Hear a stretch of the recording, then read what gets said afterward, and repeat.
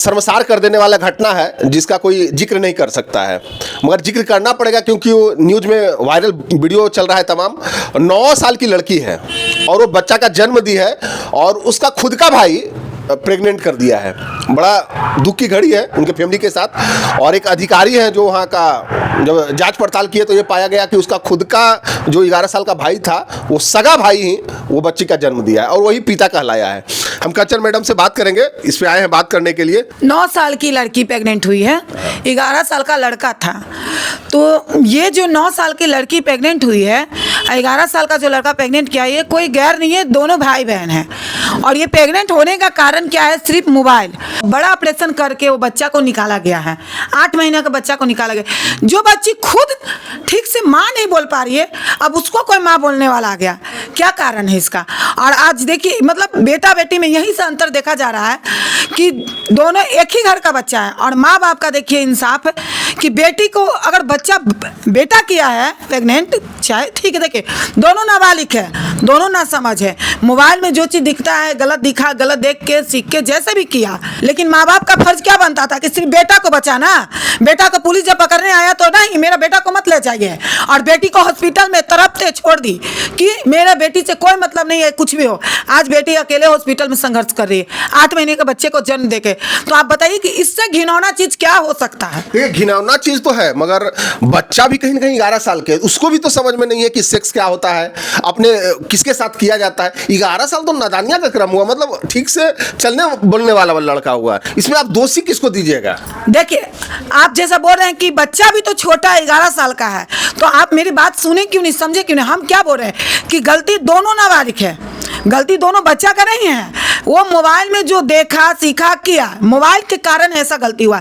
इसीलिए अक्सर हम कहते हैं कि छोटे बच्चे को मोबाइल ना दे, और दे तो छोटा मोबाइल दे, किट मोबाइल दे, स्मार्टफोन ना दे। स्मार्टफोन में बहुत सारे गंदे पिक आते हैं, गंदे चीज़ आते हैं, जो बच्चा देखता है वो सीखता है। तो अभी गलती यहाँ पे दोषी माँ बाप को दिया जाएगा। माँ बाप को ये दोषी इसलिए दिया जाएगा, पहले तो मोबाइल से गलती किया है उसके बच्चे। दूसरा, जब आपका बच्चा गलती किया, 11 साल का बच्चा है, तो जब वहाँ पुलिस पहुँचे पकड़ने के लिए, तो जिस तरह से आप अपने बेटा के लिए ढाल बन गए, उस तरह से बेटी के लिए ढाल क्यों नहीं बने? आप बेटी को हॉस्पिटल में तरफते हुए छोड़ के क्यों जा रहे हैं? आपकी बेटी चिल्ला रही है, चीख रही है, पापा हमको गोद में ले लो, पापा हमसे दर्द बर्दाश्त नहीं। उस समय आपको समझ में नहीं आ रहा है कि हाँ आपकी बच्चे की क्या तकलीफ है? क्यों? बेटा का 9 महीना अलग लगता है, बेटी का 9 महीना अलग लगता है, दोनों के लिए 9 महीना लगता है, और दोनों धरती पर जन्मते हैं। बाप अगर जो समझाए किसको, 9 साल की बेटी है, 11 साल का बच्चा है, दोनों अपने बच्चे। हमको लगता है कि अब जो शिक्षा का प्रणाली होना चाहिए, चेंज होना चाहिए, क्रम भी चेंज होना चाहिए। अब वो बच्चों को स्कूल में ये बताए कि एक लड़की बहुत वायरल हुई थी कि don't touch don't touch don't touch, ठीक है, ये जरूरी है पढ़ाना बच्चों को। अब स्कूल में भी जागरूकता करना होगा कि बच्चों को अच्छा से शिक्षा सेक्स के बारे में दिया जाए। आपका क्या विचार है?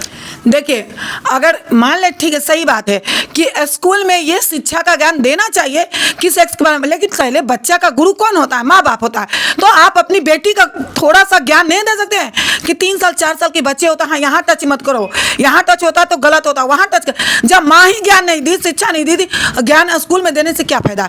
पहला टीचर बच्चा के लिए माँ बाप होता है। अगर आप अपने बच्चे को ज्ञान दीजिएगा, फिर बाद में अपने गुरु से आप ये रखिए कि हाँ स्कूल में भी जरूरी है शिक्षा, जरूरी है। हम कह रहे हैं कि ये जरूरी है, बहुत जरूरी है, लेकिन अपने बच्चा का सुरक्षा हम पहले भी कहते हैं कि माँ बाप को ही करना पड़ता है। लेकिन उस बच्ची का जो दर्द है, तकलीफ है, एकदम रूह को छू जा रहा। हम ये वीडियो देखें तो हम इतना रोए हैं, जिस तरह से बच्ची चिल्ला रही है। बड़ा ऑपरेशन से बच्चा निकाला जा रहा है, वो बच्ची रो रही है, पापा बहुत दर्द हो रहा है, पापा बहुत दर्द हो रहा है, पापा गला मिल लो, पापा गला में सटा लो, पापा।